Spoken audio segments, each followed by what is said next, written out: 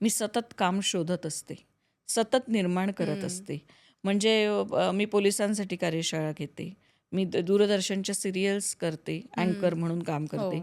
मी anchoring अनेक वर्ष सुरुवातीला 2003 ते 10 या काळात पेड अँकर म्हणून काम करत होते. इन मुंबईसाठी काम केलं, साई मंदिर संस्थांसाठी ठाण्याच्या काम केलं, सिद्धिविनायकासाठी काम केलं. तर ते सगळं माझं अर्थार्जन होतं. मी अनेक अशा वेगवेगळ्या कल्पना काढते, की समजा तुझ्या कंपनीचं प्रॉडक्ट तेल आहे, तर तुमच्या तेलाचं जर तुम्हाला मार्केटिंग करायचं असेल, तर मी तुमचं तेल वापरून शोज अरेंज करते.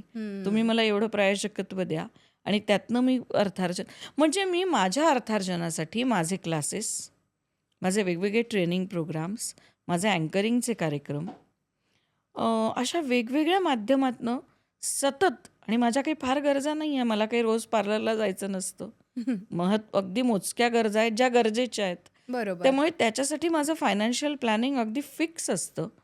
आणि क्लासेस मी 22 वर्ष मी क्लासेस घेत बरोबर. होते आणि मंडे टू संडे क्लासेस घेत होते.